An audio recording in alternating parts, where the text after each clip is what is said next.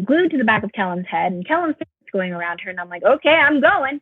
So I was out a little, and I feel my foot get clipped, and next thing I know, I am face down on the track. Oh Like man.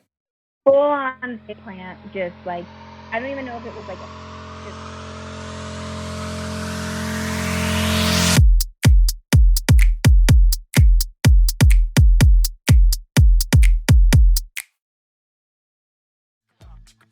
How you doing, Dani?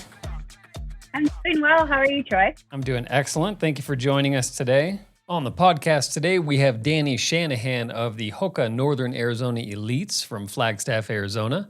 Talk a little bit about some running, some of your amazing, really kind of last 24 months, but certainly in the last several months here, you've been hitting some pretty impressive milestones in your career and in your running. So we'll dig into a lot of that kind of stuff. But first off, welcome to the Athlinks podcast. It's great to have you. Yeah, thanks again so much for having me.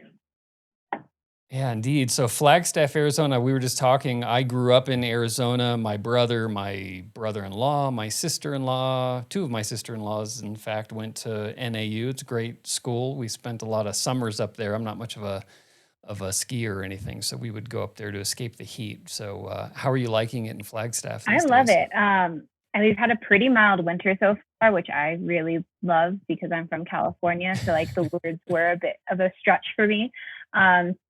But I mean, to do what I'm doing, I don't really, I mean, you might argue because you're living in Boulder, but I don't think there's a place to be. Like you're at 7,000 feet, which is just ideal for training at altitude. There's dirt roads everywhere. I could run somewhere new every day if I wanted to.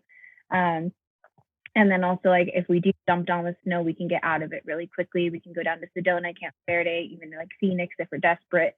So it's just a really great place to train. And I have a situation with my team and I have that community, but then just the Flagstaff running community as a whole has been really welcoming and everyone's very connected. And it feels like when one of us has a good day, like we all have a good day as this Flagstaff running community.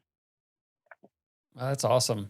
Yeah, Flagstaff has sort of become legendary really over the last, I don't know, kind of 15 or so years. It just feels like every year it gets bigger and bigger and, more elites are coming out of Flagstaff and moving up there to train and things like that. So it feels like there's certainly something in the air up there. Is Flag proper, like is NAU campus at 7,000 feet or is it closer to 5,000? No, I think the lowest Is it 7? in town is like maybe 7,000, like 6,700.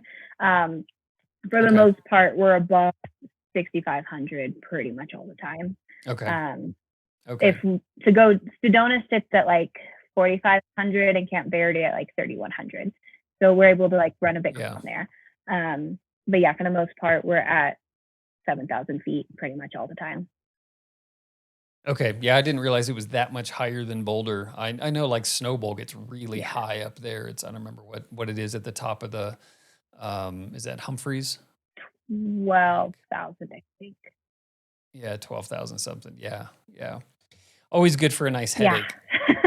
I know. Whenever I go, so when it snows, immediate like up to like 8,000 or 9,000, I immediately get a headache. I've been here for a couple years now, and I'm pretty adjusted to living at altitude. It's like I can tell. Yeah, it's you get super dehydrated really fast. That was one of the things that, because like we would go up there as kids and things and, not at all from a running perspective. And, you weren't really thinking about the altitude and all that kind of stuff, and all of a sudden your head is just pounding. You're like, what the hell's going on? Like, what's wrong with me? So you just, yeah. So you grew up in California and then went to Loyola Marymount for college for track and cross country, I assume. Did you run both? Yeah. We're a distance-only school, so the cross country team is the track team and vice versa. Okay. Cool. Yeah, it's a small school, right? How many students? 5,000 undergrad. I stuck around for grad as well, so that adds on a few more, but the grad students are just kind of come and go.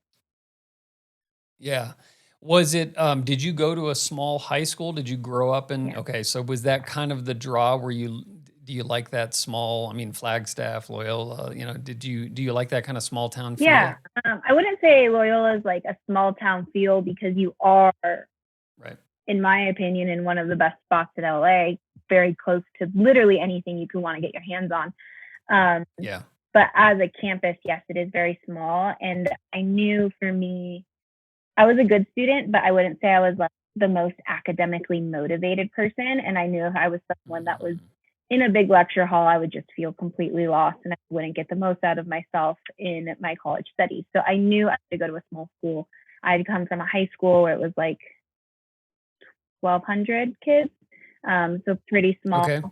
Not the tiniest, but like compared to the other high schools in my area, definitely on the smaller side. It was like a private Catholic high school. Um, so yeah, I was used to that like smaller, more intimate environment, and I knew that I wanted for my own like academic pursuits that I would do best in a place that capped its classes at like 45 kids. That's the biggest class I was ever in. Yeah. And I tell my sister who's at UCLA now that, and she's like, that's insane to me. Like I have like like I don't even know, like when they go their TAs, I don't even know what that's called because I just didn't have that in college. Yeah. She's like, those classes are bigger than your entire classes. Of like, I know I could pretty much go back and say hi to any of my professors from LMU and they would remember me for the most part. So yeah, it was a Yeah. unique college experience. And I also just clicked really well with Coach G when I first met him. It's kind of funny because I wasn't a high school stud until my senior year. I just kind of like took off here. Mm. And he doesn't remember meeting me when I was a junior because I wasn't very fast. And he like kindly said like, "Oh, come back later." And he has no recollection of me whatsoever. Nice. So I give him a hard time about that Nice. now. Yeah, it's kind of like Pretty Woman where she comes back and like shows the bags, like big Yeah, but mistake, joke's on me but because you ended up then going I there. So went there and it worked out well. yeah, indeed. Indeed. What do you attribute that to? What were you just was it just maturity, like physical maturity, growing a little bit, getting faster? Did you change your training up? What was the difference between Yeah. your senior year and the rest? So I did change my training that year. I'm from the South Bay area in California, so there are a lot of powerhouse high schools in that area. And one of them was Redondo Union High School, and they're like 10 minutes away from where I live, or where I lived growing up. And their coach was very good, and my cross country coach had just quit that year.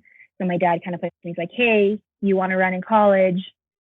You improved, but like not enough to like go where you want to go. Like, it's going to be good. Like, why not train with this program that has girls that are in college on scholarships, state champions, all that good stuff." So I trained with them during that summer, and that coach coached me. And my new high school coach that year was cool with it and just kind of let me do my thing and was very supportive. And I'm still good friends with him now.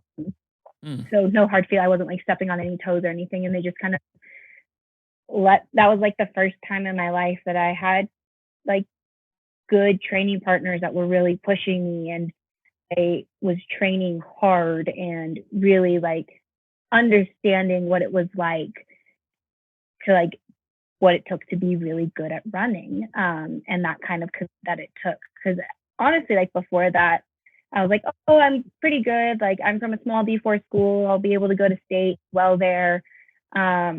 That's good enough. I don't want running to be my whole life. But then after that, I was like, okay, no, I do want my life to kind of be dictated by my athletics and running. So then that year I ended up like, I was one CIF, was state runner up. I was fourth in the 1600 and 3200 at state in California that year. So like it just was from barely making state, barely cracking 10, I just took off and Wow. became like. And so did you transfer to the No. school or you just trained with their So team? I trained with, if as long as it's not during season, there's nothing stopping me from going to their practices. Once I started racing in Okay. my for my high school, then we basically hired this other high school coach as like a third party coach for me. Um, and he would just write my workouts, send them to me. I'd go to my high school practice, tell them, hey, these are my workouts. And he, okay, and let me do what I needed to do. But so I had Nice. like multiple coaches, multiple teams kind of environment that year. And those girls from that other high school team are like still my best friends to this day. Oh, that's Yeah. awesome. Were you like going into that? So obviously you were looking, you said you made that decision to kind of make running a bigger part of your future. Where, like, where did you, because that's an interesting thing where, you're not necessarily, I mean, you said you made state, things like that. So you knew you were pretty good. Mm-hmm. Where was your, I guess, had it not worked out, like where did you think your ceiling was at that point? Were you pretty confident that you were a little undertrained and you just needed someone to sort of gather that potential out of Yeah. you? Um, I think at that point, like I was definitely undertrained. The longest I Okay. had run up until that point was like 4 to 6 miles. I remember one time when I first started training with this other team, I was like running with this girl that she's like now my very best friend. And she was Mm. one of their top girls. And I just kept running with her and made a wrong turn and accidentally went on like my first 10-mile run ever, which was like one of the hilliest routes ever. And I had to like walk.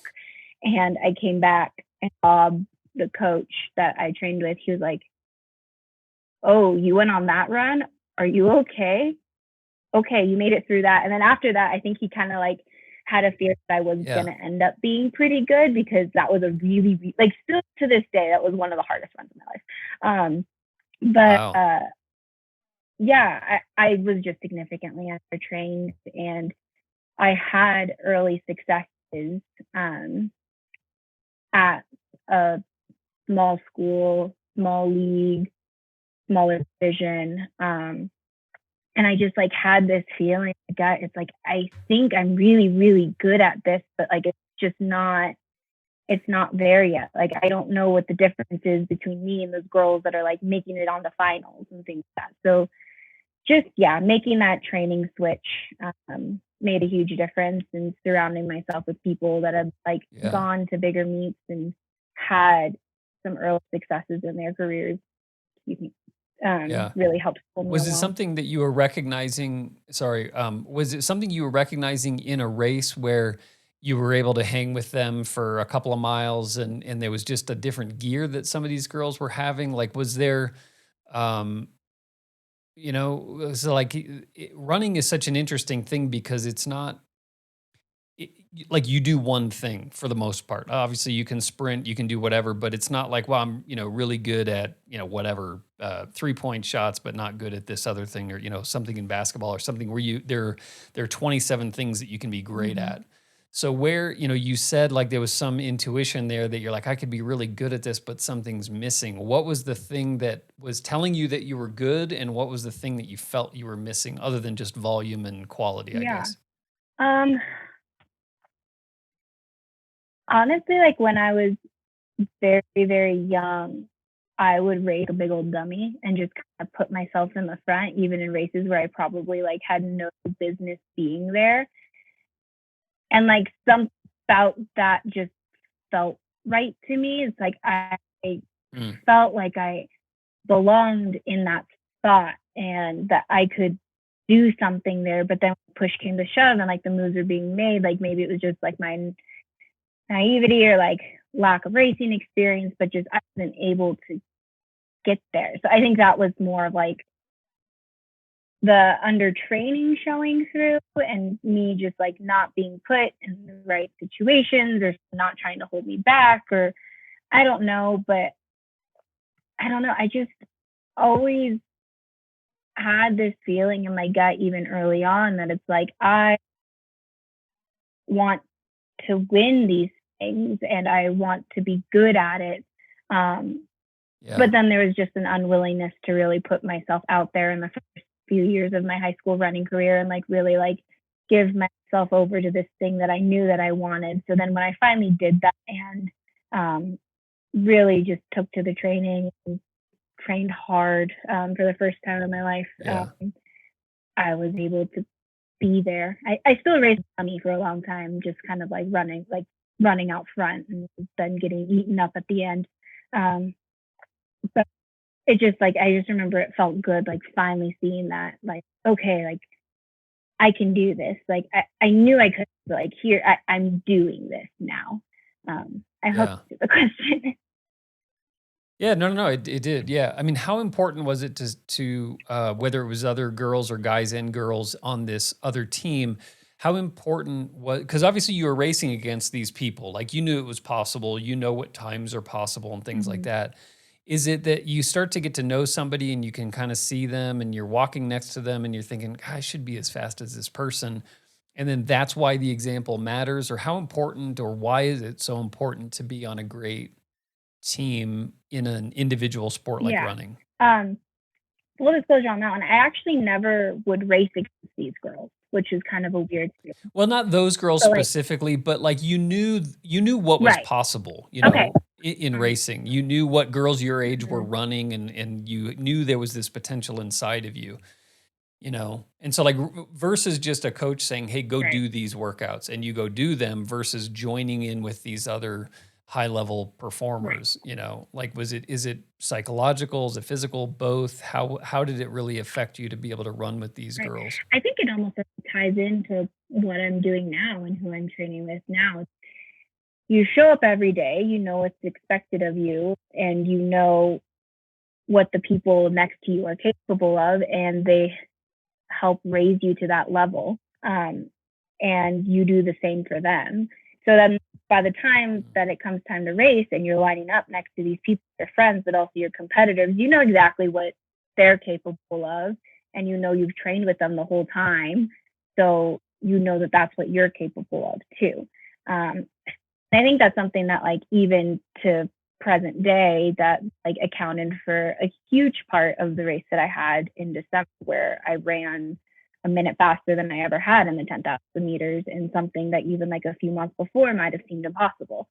Um, Yeah. so I think it's just if you surround yourself with people in training, you help elevate each other and you have this environment that builds like competitive camaraderie almost in a way. Like it's not like a toxically competitive environment. Like I love working out with my teammates because I know they're going to kick my butt and that's going to help me get the best out of myself when it matters.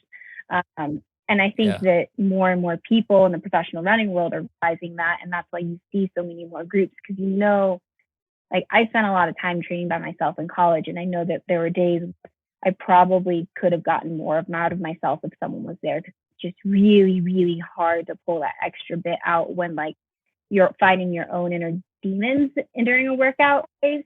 But when there's someone else there that's able to pull you, it helps you just kind of push that aside and just go and just get it yourself. Because how you're feeling doesn't matter. You have to help Yeah. this other person. Yeah.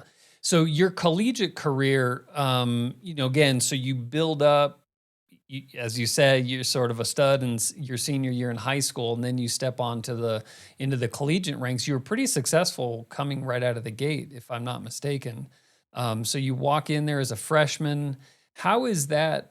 Going into again a smaller school, you're the underclassmen, the freshmen. There's probably a lot of seniors on the team. Is that a supportive community? Is it a sort of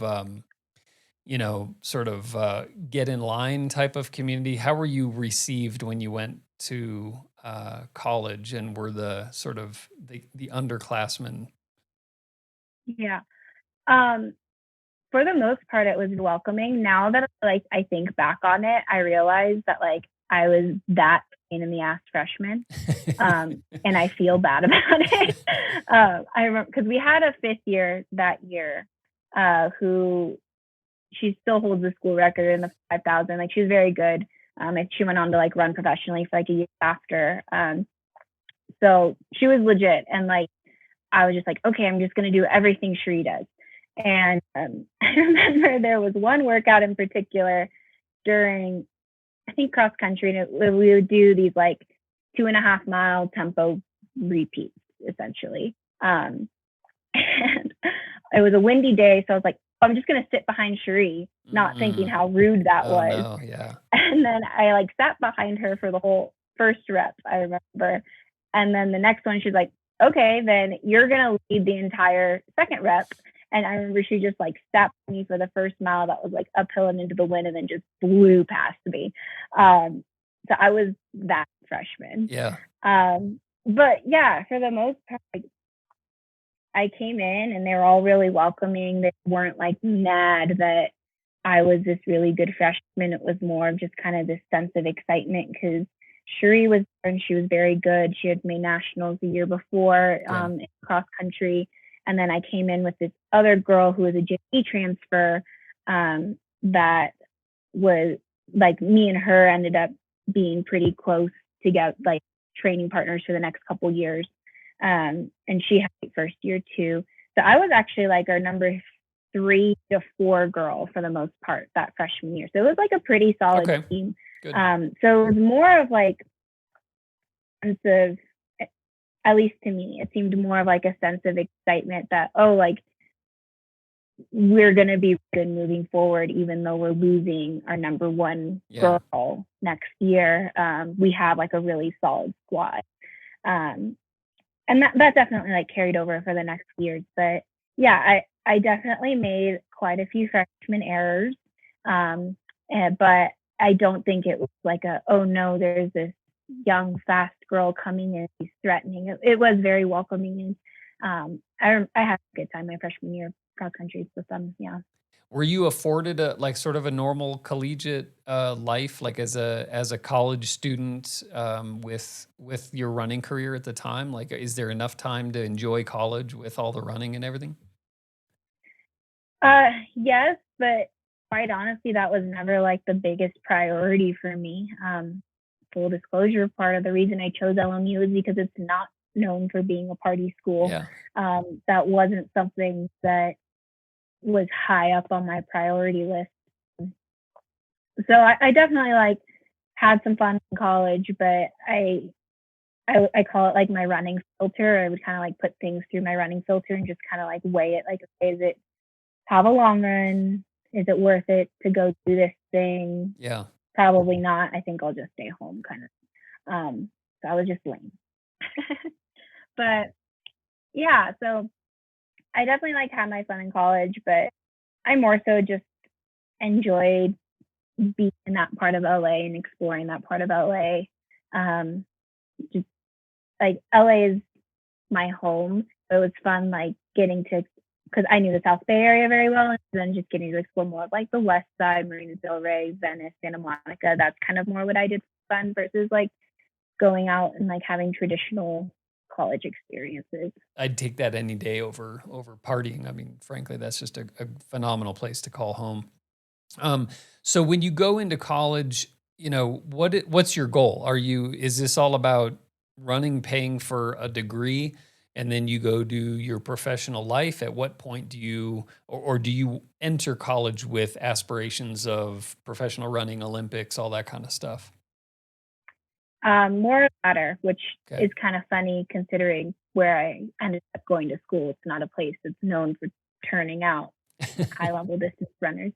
But I think that my cocky little ass, my senior year, saw how quickly like my like just up shoot trajectory. I was like, oh, like I could totally keep this up. Like I could definitely run professionally if I keep just improving at this rate and Sure. make teams. So I go into college thinking about that sort of thing.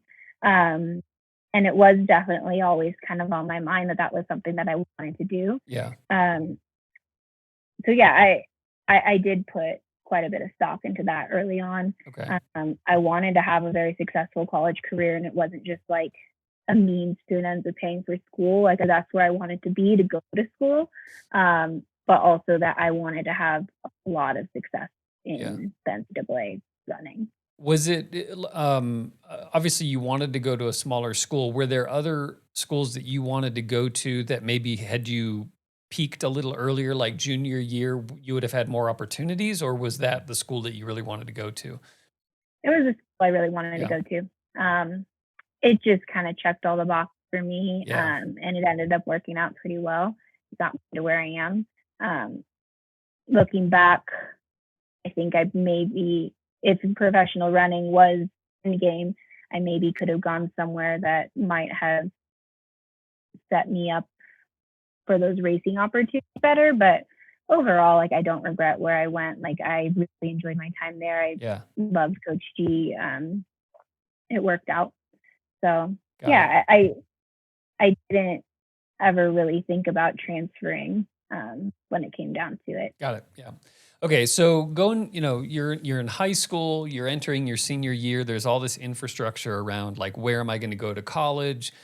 Let me go talk to coaches, things like that. As you project forward 4 years or however long it took you to graduate, and you're leaving college, and you're a high level runner, and you have aspirations of professional running and things like that, what is the for those listening that are maybe on this trajectory or have children that are on this trajectory, what does it look like when you're not you're not winning a national championship, but you're very good, you're solid, you have room to grow, all of those things.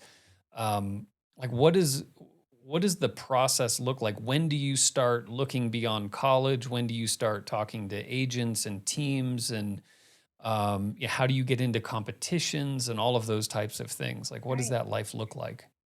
Yeah, I'm really glad you're asking me about this because there isn't a guidebook for how to become a professional runner.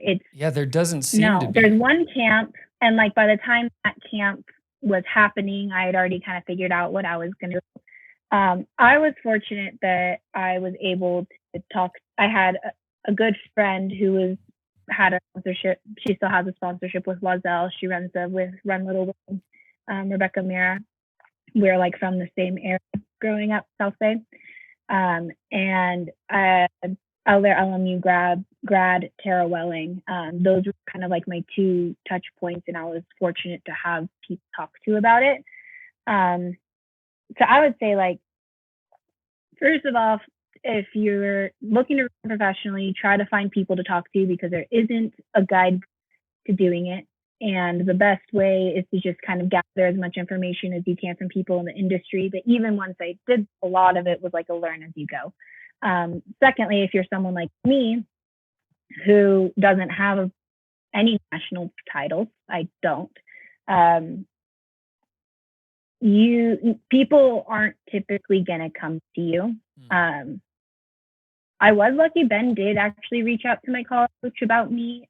I won the Mount Sac 10K my senior year, and then I was put in contact with him in 2017 and told him I had a fifth year. I'm going to be staying, and he was like, "Okay, we're going to do recruiting this year. Maybe we'll see." But then it ended up working out really well that he decided to sign more women. And Ben the year that I being was graduating.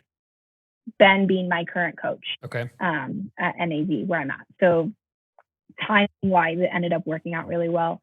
But typically, the coaches don't reach out. For agents, for someone like me that didn't have a huge salary starting out, and it was more of just a spot on a team and kind of more of a housing stipend sort of thing. I didn't get an agent until this fall. I recently signed on with Josh Cox, and he's been great. Actually met him the same time that I met with Ben. But for me, the reason I didn't get an agent early on is because in my team infrastructure, the things the agent would do, I was able to get them done through Ben and Jen, who's my coach, and his wife, who run NAZ. So since I was on like a well-established team and had connections, I was able to get into races no problem. Okay. But for the most part, like the whole industry, it is a lot of self-promotion. Like you have to kind of narrow in on your brand, which I'm still doing the work on doing, and do have to promote yourself to coaches, races, agents, and essentially like your fan base, because that's what your sponsor is paying you for, is to reach as many people as possible to help sell their shoes. Like, yes, we're paid to run fast, but essentially we're working with them to get HOKA's name out as much as Right. possible. And we do that mostly through running fast and performing well at races.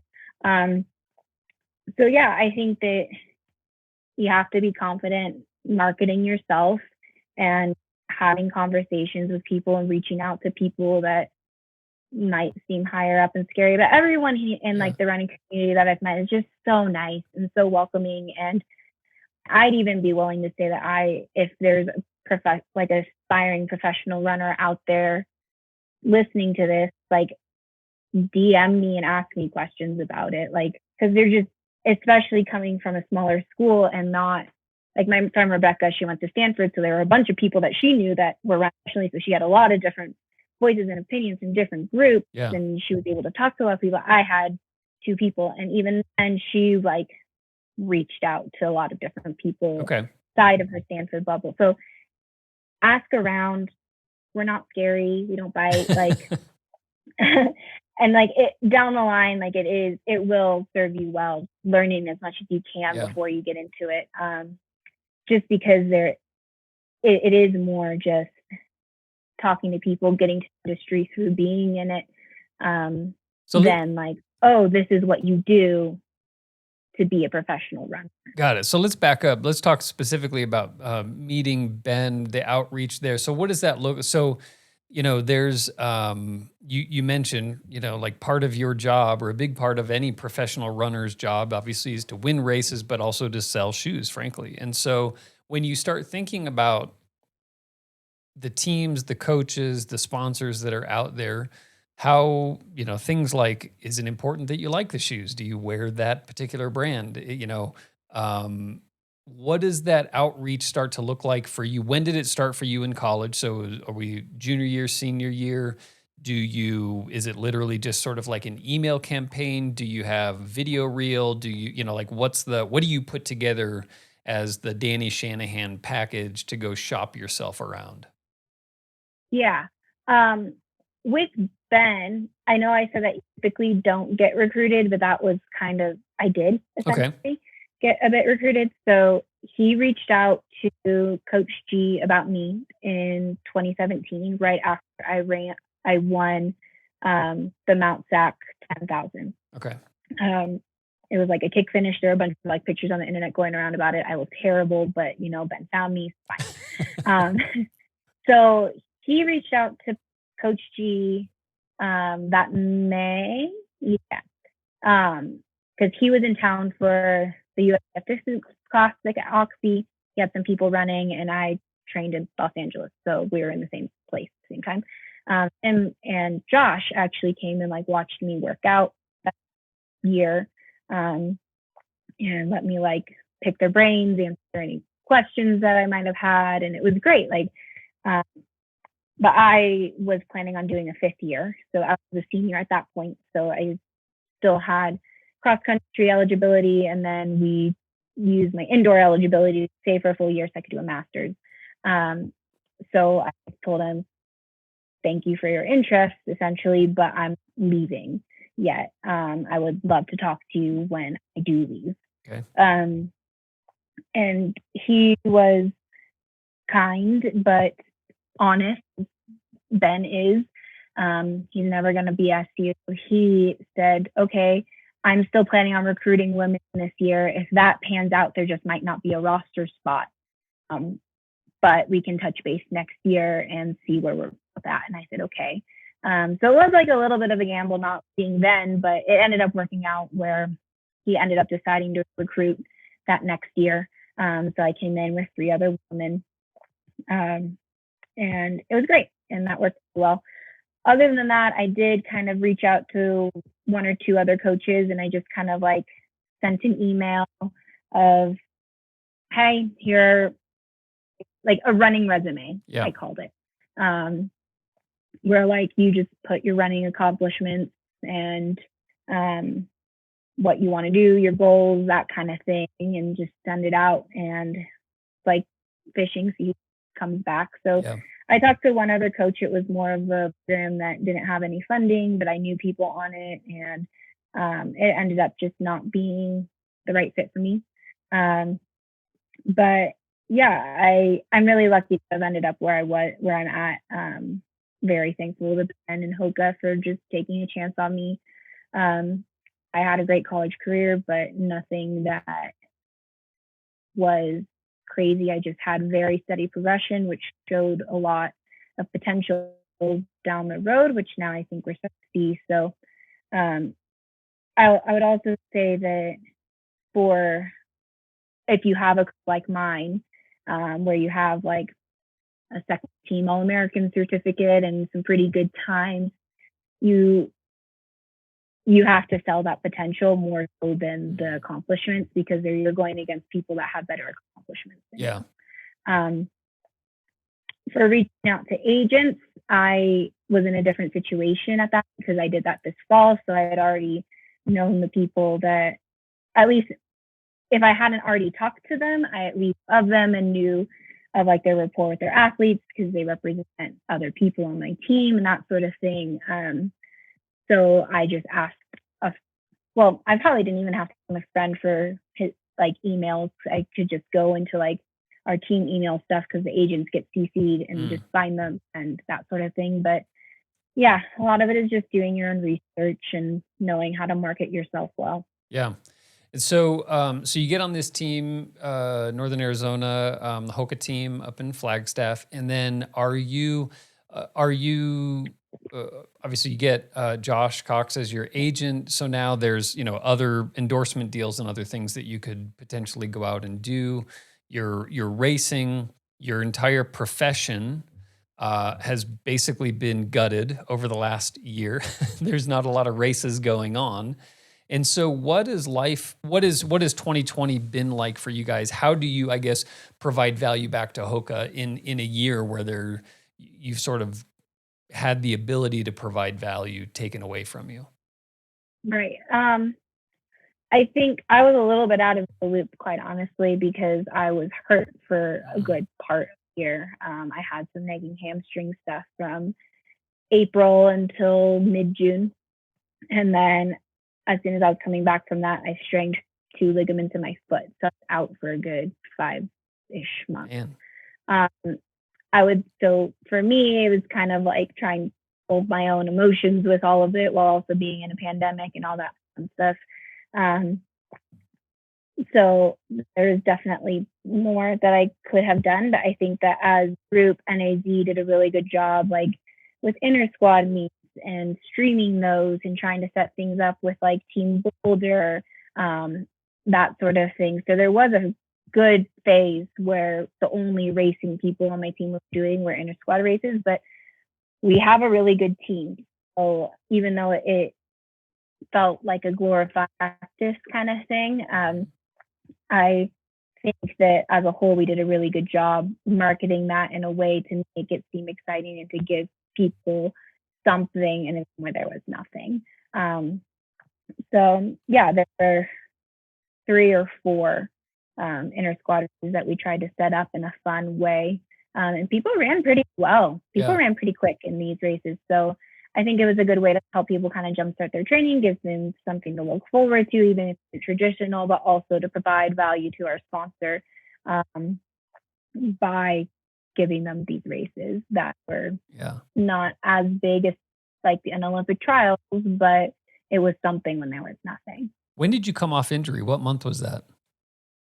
So, my friend was on my birthday in August when I was like, well, that my first run on the ground because I did a few days on like a light speed sort of things, like an Ultra G-esque thing. Then my first run on the ground was on my birthday, so August 13th. August, wow. Okay, so August to December, because I want to get into this. Like you, 1 minute PRs in the 10K aren't supposed to really happen like that, especially 4 months or 4 months off of an injury. So we'll get to that in just a second. What was I going to ask you? Something about what you just said, and shoot, I lost my train of thought on that one when I jumped in there. Oh, the team wise, I'm kind of sitting across from the other side of the table from you on this one, where as a Northern Arizona runners or whatever, is there um, is there sort of like a level of planned attrition? So they come and recruit you to join this team. You are showing a lot of potential, but as you said, you're not like, some four-time national champion who is, number one with a bullet going to the Olympics here yet. So like, is it something where a team like that, are they recruiting and are they going to bring on five runners hoping that one sort of hits? Is it just a a combination of, you know what I mean? Like, how does do you, or maybe you're not even aware of how they look at a team like that, but from your perspective, how much are they trying to sort of like build a team around like-minded people, playing to a team strength versus just amassing the best athletes that they can find? I mean, ideally, it would be both, right? Yeah. I will say for us, being a good teammate does hold a lot of value, because so much of what we do, everything we do is so team oriented, and it's all about bringing out the best in each other. So if someone isn't going to be a good fit in that sort of thing, then they Yeah. probably aren't a good fit for us. Ultimately, Ben makes those decisions. Yeah. Um, Without I naming will, if names, have he, you guys had to get rid of athletes that just weren't gelling with the team? Like for um, personality reasons, or are they pretty good at weeding that out up front? I'm not the person to ask for that. I Sure. think Ben makes more so those decisions. Um, I've gotten along with everybody, so. um, but yeah, it being a good teammate is a high priority here. But I also think that people know that about our group, so I don't think they would be interested in us if they weren't interested in doing that as well. Yeah. So as far as I know, as long as I've been here, it hasn't really been an issue. The people that have left since I've been here, more so they just wanted to do something else or wasn't quite the right fit, and they acknowledged that and they left, Yeah. or that sort of thing. People just growing in different directions. um, but yeah, for me, I would also say that Ben doesn't put people on the roster that he doesn't believe in. So he must have seen something in me early on, even though I wasn't the highest touted recruit out of NCAA. Yeah. So you, all right, 2018, your 10K. First off, you're racing the 1500 meter, the 5000 meter, the 10,000 meter. What is your favorite? Like, what do you feel like you're best at? Now I'd say 10K. I think so. Yeah, currently 10K. That's just kind of, I think, a product of the way our training is as well. I think a few months ago, I probably would have said 5K. Yeah. But I also think that answer changes with the way our sport is unfolding. There are a couple pretty much shoe-ins on the 5K, and that kind of moves things around. There's also a lot of women that have run under 15 minutes. So, like, doing that 4 years ago, it would have basically guaranteed you an Olympic spot because there weren't that many people doing it. Yeah. But now it's like, okay, if I even want to have a shot to make the team, I realistically need to run at least 15 low, to be in contention for that. Which makes sense with where the standards are and whatnot, but just the way the sport and the events changed in the last few years, I think the 10K gives me the most opportunities. Got it. And do you think that it was just you kind of alluded to it, but the style of training, that is that a HOKA thing or a NAZ thing where that's just kind of how the team is built around that type of distance? Is it the person that you run with most often? Is it just your physical abilities started to sort of go longer rather than shorter? What do you, combination of all of it?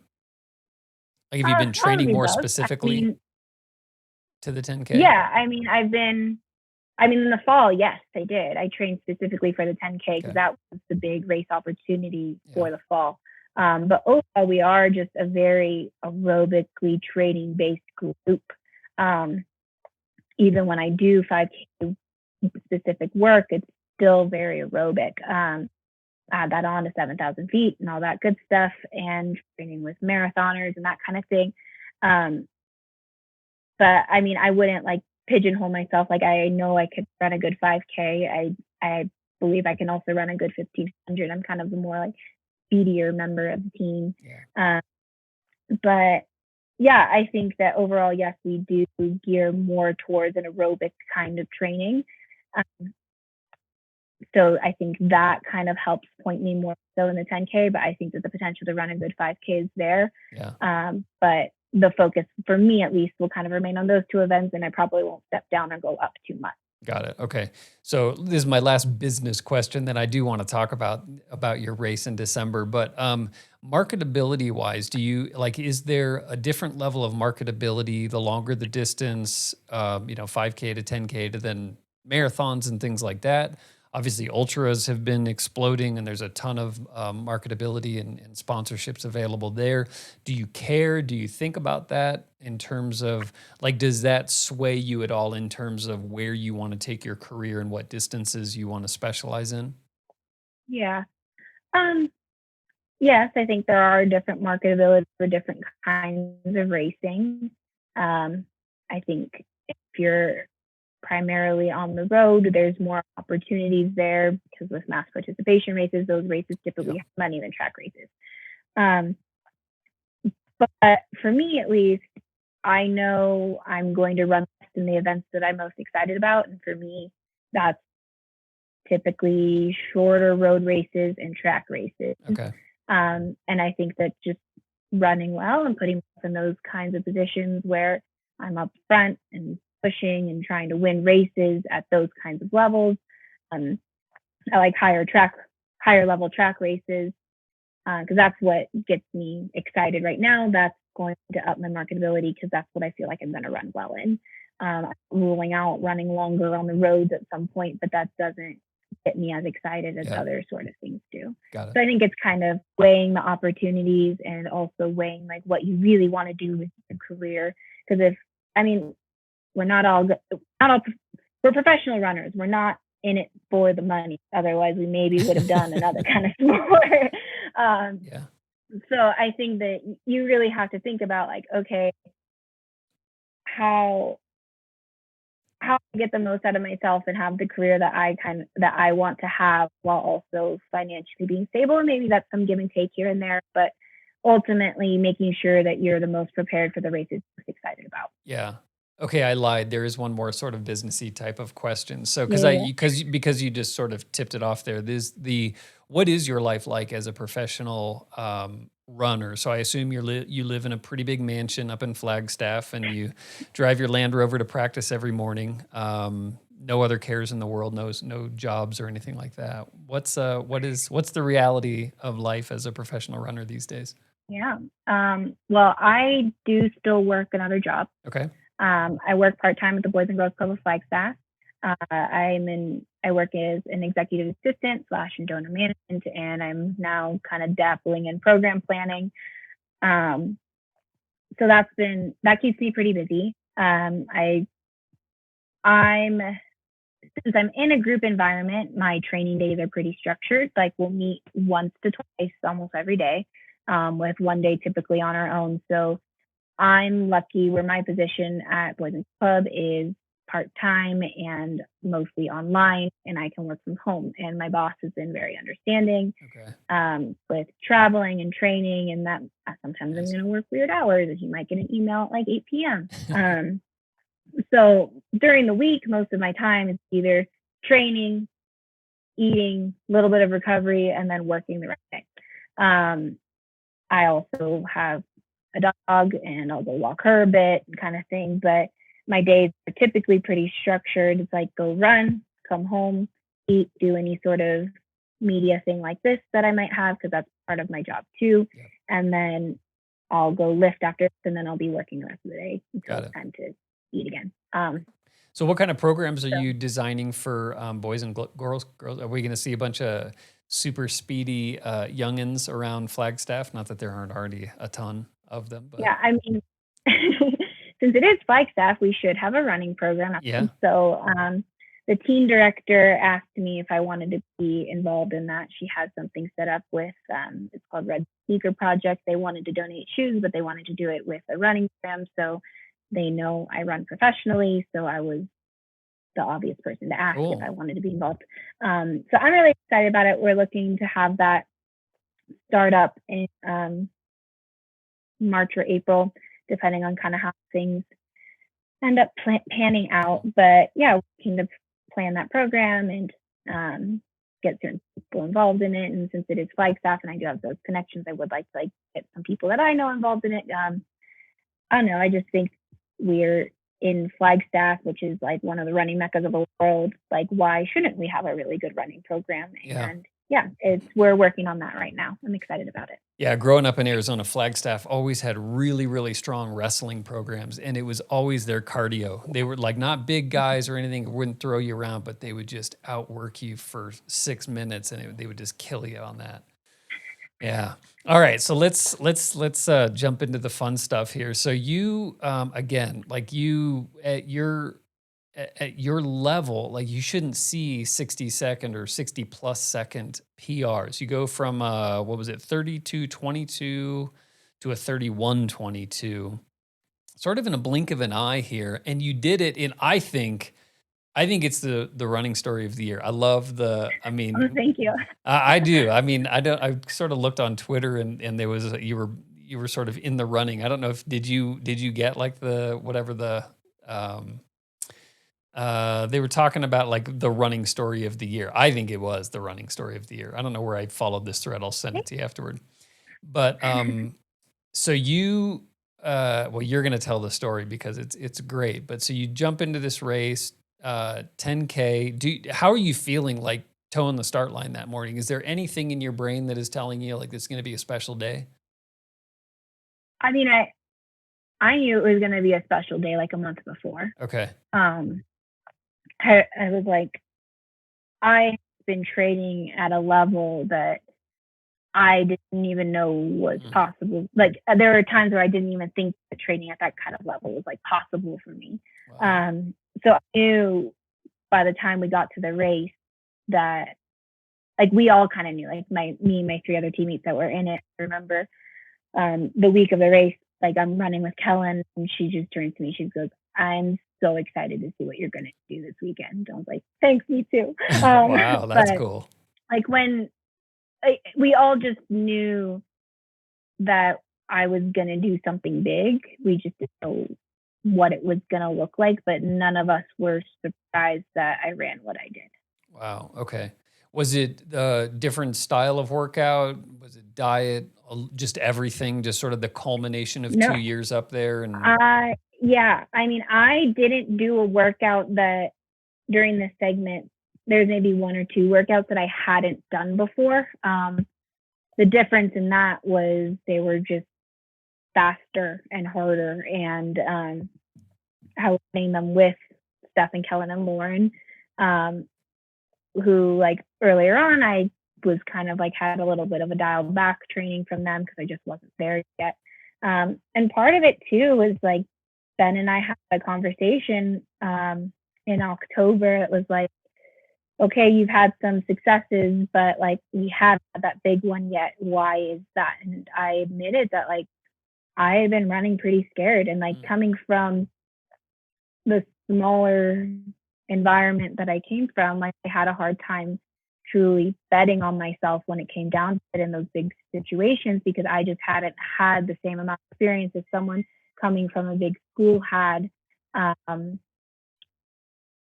going into the professional world. Like all the big races, they all felt like an NCAA national meet to me, which I had only gone to a small handful of. So I kept like giving myself this out in my training and my racing. It's like, oh, you have time. You have time. Like you're young, like you're early on in your professional career, like you'll have other Olympic cycles. And we talked about it, and we kind of talked about that. And he was like, what if you don't? Like, what if this is the only, you don't know what's going to happen. What if this is the only Olympic cycle you go through? Like, I want you to have a long career. I think you will, but what if you don't? Yeah. And why aren't you betting on yourself and believing in yourself? And that was coupled with that summer, Steph, Kellen, and Lauren had ran fantastic 10,000 meters, and quite honestly, what I had run at that point, like, just wasn't up to par with the rest of the team. So we're like, okay, we need something big, and you need to kind of do the work to make that switch, whatever it may be. So, I mean, I just kind of transformed myself into someone different than I was 6 months ago. Yeah.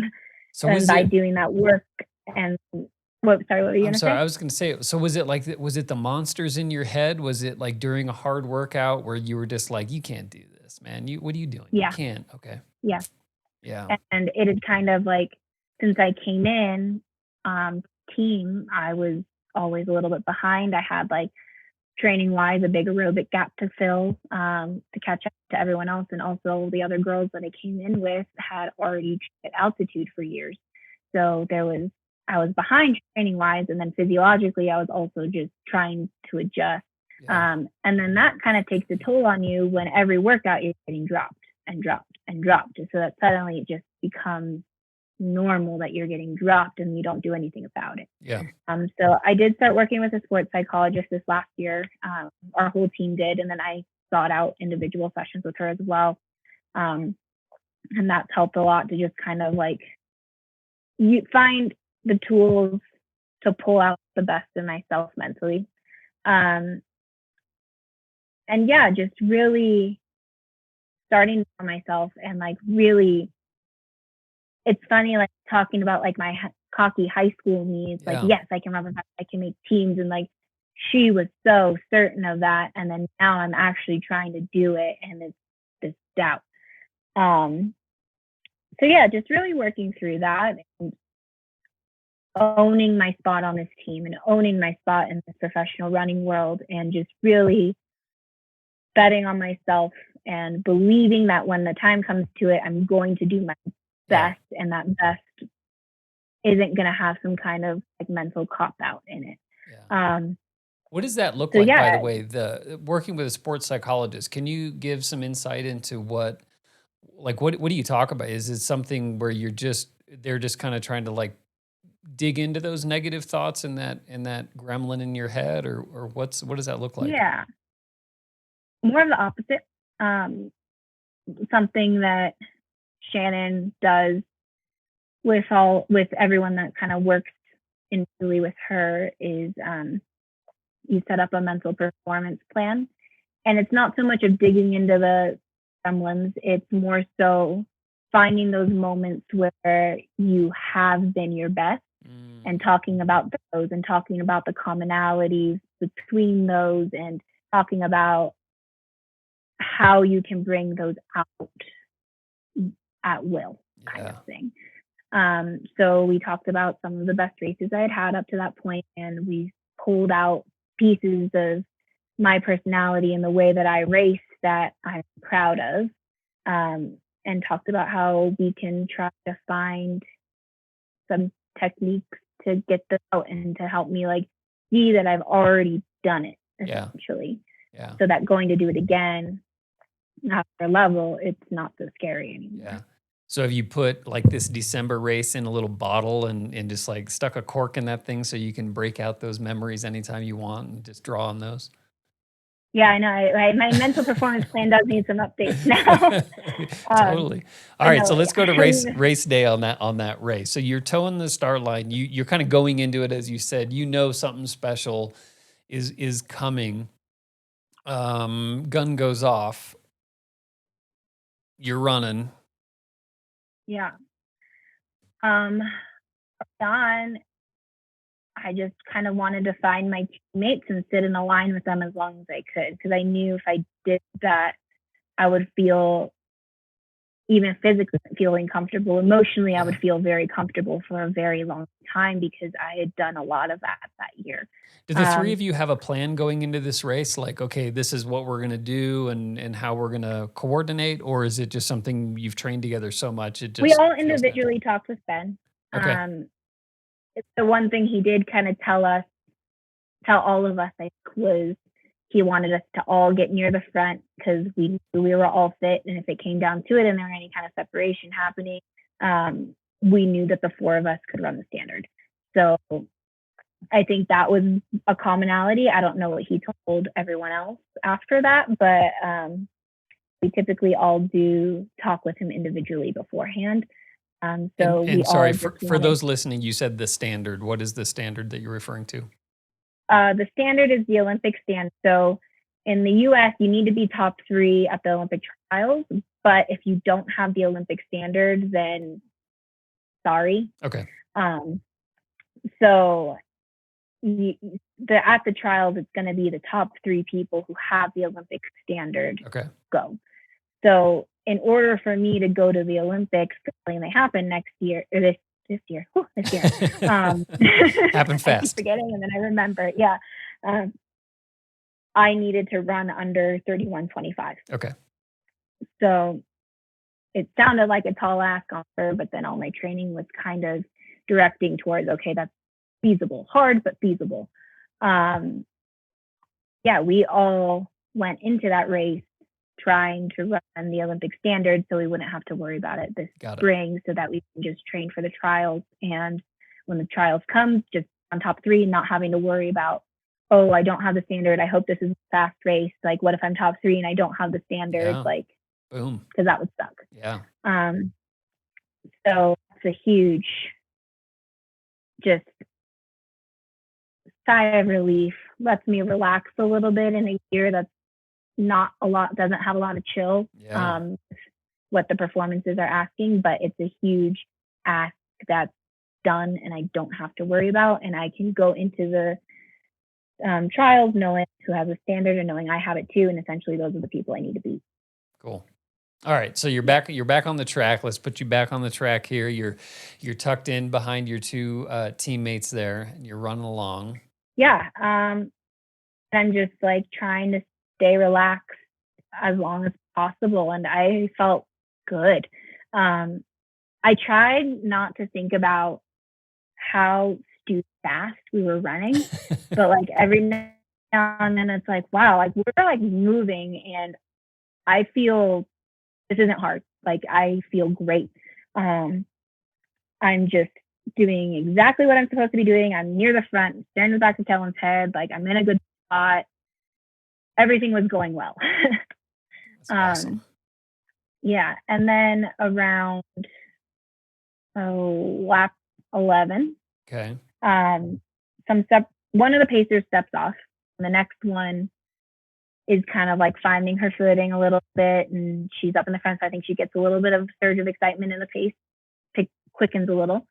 And one of the other girls kind of near the front of the pack doesn't quite respond to it, so people start going around her. And I am glued to the back of Kellen's head, and Kellen's going around her, and I'm like, okay, I'm going.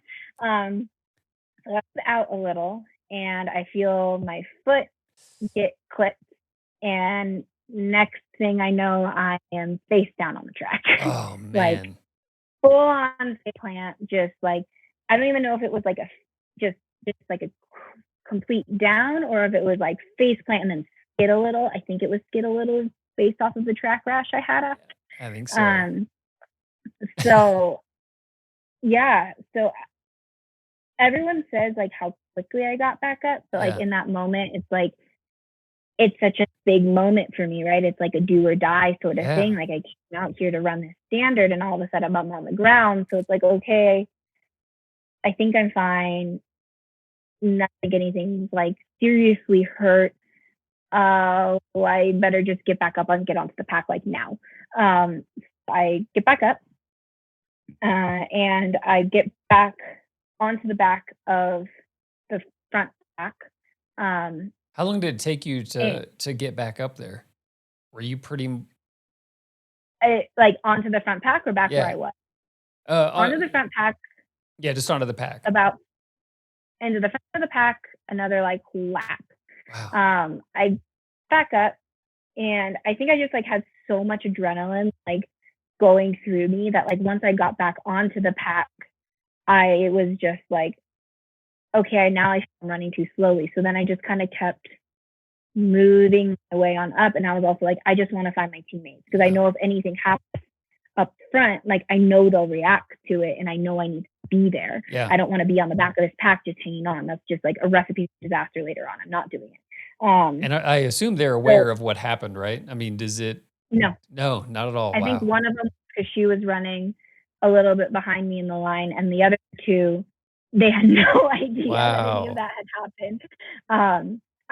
I don't even know if they knew that I like felt like that I had left the pack because I was behind both of them. And are you thinking at this time, like, I can get back there? This is still I'm still running the time today. Like, or are you just like, ah, man, I can't believe I'll get him next time. Like, I'm still going to run hard, but like, no, I'm still trying to run the standard. Okay. So you're still believing, you're still, yeah. Okay. Yeah. Cause it's like, I came out there to do a job essentially. And that job was to run the standard. And I knew that I would be really mad if I didn't do it. So I was going to do everything that I could to run it.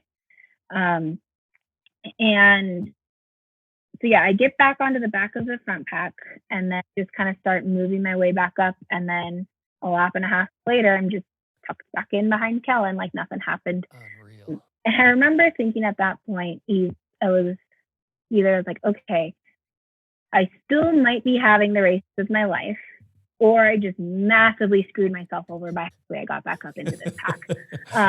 Thankfully, it was more so of the former, but I do think that when it kind of came down for that last push and the last mile, I had expended a lot of energy earlier on, just getting back up into the pack. I didn't quite have much pop left. It would be because I was running a 10K a lot faster than I ever had before in my life. So then Steph and I fell off around 4 laps to go, and then we just really worked together to get that standard. So yeah, it was a great day.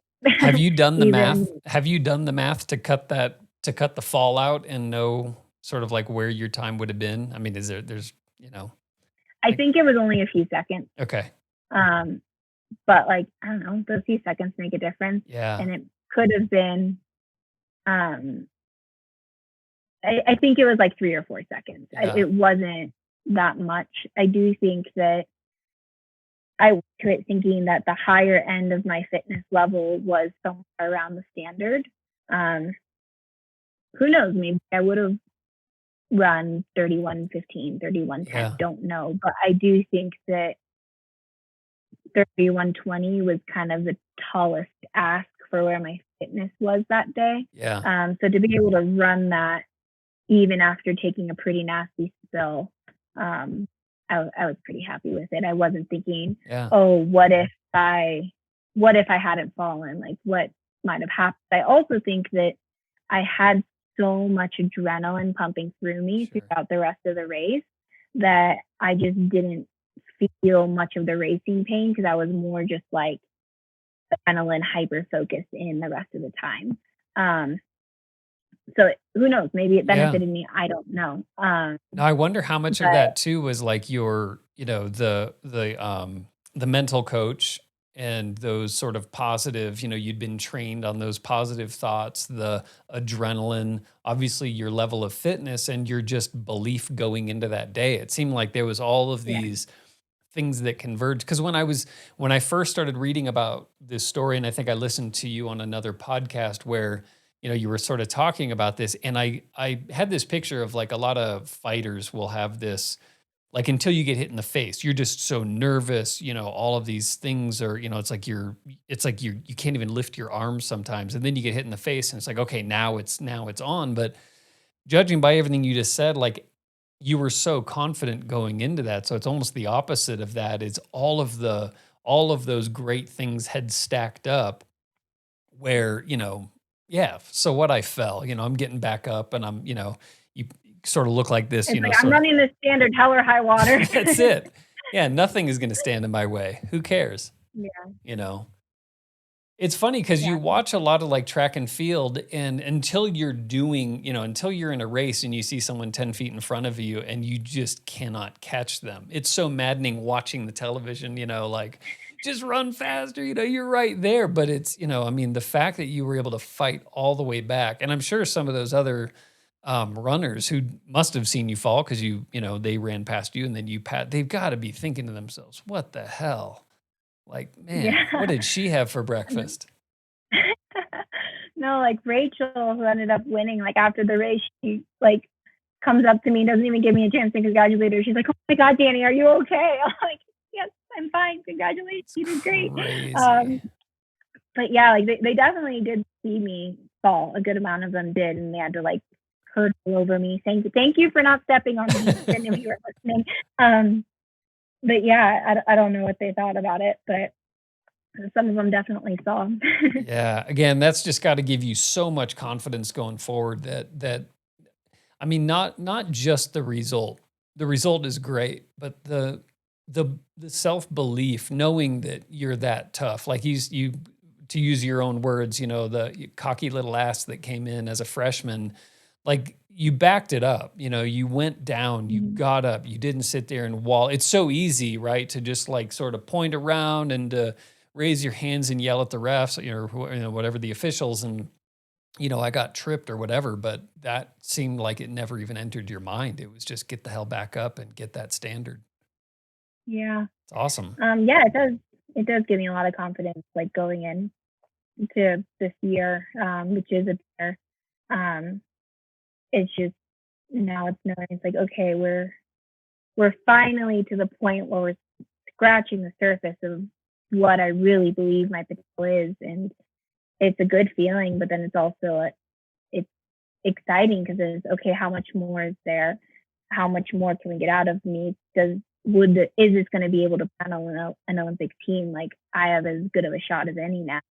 Um, and it is a funny switch going from like, okay, like I have the trial standard, I'm going to go to the Olympic trials, to actually thinking about legitimately making the Olympic team, which is something that was scary to think about before. Hell yeah. Uh, so it's like allowing myself to dream and making, like believing those dreams can be a reality and it's not just something far off.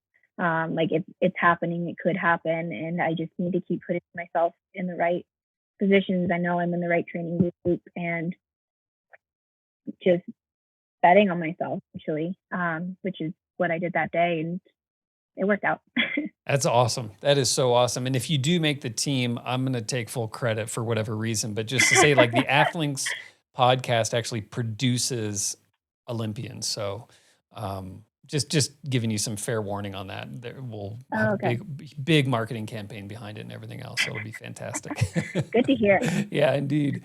Well, that is awesome, man. I love that story because there's, running it, anything, running, cycling, endurance sports. I didn't grow up doing them. I grew up traditional sports, well, however traditional wrestling is and things, but football and like until you do it, until you feel just how much it freaking hurts to turn yourself inside out and to see this story, this culmination of things. And I mean, it feels like you're just getting started. So by no means do I want to make this seem like it's some sort of final chapter. I mean, it seems like the first chapter going forward, but it's just so awesome and inspirational to see because so much of it is mental. So much of it is that gremlin in your head going, "What are you? You cannot do this workout. You can't catch that guy. You can't make it up that hill. You can't whatever."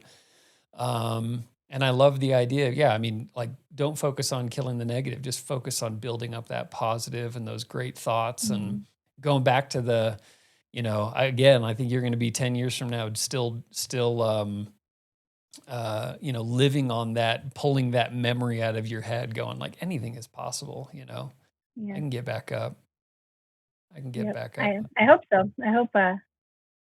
I have a feeling too that this is like the start of a new chapter. Like it is chapter one, like Yeah. of a new series. Um, but yeah, it is exciting. It feels good knowing that those feelings that I had when I was 16, like not that great of a high school runner, but just feeling that in my gut that I knew I could be really, like now it's happening 10 years later. Um, and just feeling like it's still just the beginning. Like it's an exciting feeling. It's awesome. It's awesome. There's been a lot of little decisions in your life that it seems like have sort of lined up to start to make some of these things possible, and it's awesome. It's great to hear. So we're sort of I can see the finish line across the horizon. We do a little thing called the 10-question dash. You want to answer some questions and have a little fun? People can get to know you a little bit better. All right, All let's right, do it. here we go. Okay, do a little question music here, and here we go. Question number one: what is your gear looking like? I know you're sponsored by HOKA. What HOKA shoes do you wear? Do you wear several different ones depending on surface, etc.? What is your gear bag looking like? My go-to is the Clifton 7 for training. I use the Rincon for doubles or long runs, and Bondi's for when I feel dead inside. And then for racing shoe, Rocket X. Nice. Okay. Boom. Next race. What is your next race coming up? What do you have on the calendar? Olympic trials. Okay. Boom. We haven't talked about it yet. Awesome. Okay. Do you have a favorite sports book, movie, podcast? Sports movie. Some inspirational. I'm not a big sports person, quite honestly. Okay. All right. Well, that's fine. All right. We'll give you one of those. those. Lakers, because I'm an LA girl forever. They won a championship. What did you say? What was it? I said go Lakers. That's like Oh, the okay. one team. Very I good. follow. Okay. All right. What is your favorite race? The track meet, 10,000. Okay. All right. Of course. Do you have a bucket list race other than the Olympics? I mean, you can say the Olympics, of course. Yeah. Oh, I mean, I know I said that like I wouldn't, like I'm not pushing myself towards longer distance, but something about the Boston Marathon really does appeal to me. Of course. Right. Yeah. Very good. What's your do you listen to music when you run? I do. Okay, what's your home stretch song or band on your playlist? What gets you across the finish line? Oh, geez. There's a couple. The most recent one I had like a solo long run workout thing, and I like put my phone on my sports bra and put the music on, and the song that got me to the end was a bit of a throwback, Monster, Kanye West featuring Jay-Z and Nicki Minaj. The Nicki Minaj verse is great. Nice. Very good. Okay, what's your most embarrassing song on that playlist?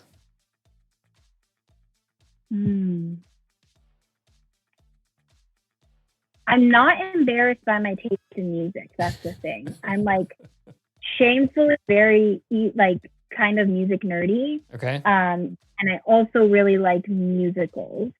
So maybe the most embarrassing one would be Raise You Up / Just Be, the ending number from Kiki Boots, the original Broadway cast recording.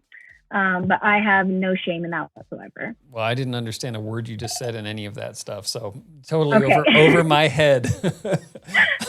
I'm either old or very out of it musically, and probably a little bit of both.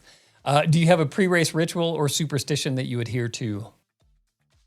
I do. This is something that was like in my mental performance plan. I do like to take kind of a long shower the night before my race and just kind of like let whatever thoughts and feelings I have about that race just kind of come to me there. And then when I leave the shower, I leave it there and just kind of go ahead, and that helps me relax and just get a better night's sleep, because you never have a great night's sleep the night before a race typically. Yeah. So I think that helps me a lot, just kind of compartmentalize things. Oh, I love that one. That's great. Living or dead, who would you most like to share a long run with? Ooh, that's hard. Who do I want to meet? Does it have to be a runner, or it could be someone that Not at all. No, not at all. You can go for a long walk with them even. I kind of want to meet Lin-Manuel Miranda, big Hamilton fan. Okay, very good. And then final question, Dani. Think hard. What is the secret? The secret. Self-belief. Self-belief. Boom. Short and sweet. Love it. Awesome.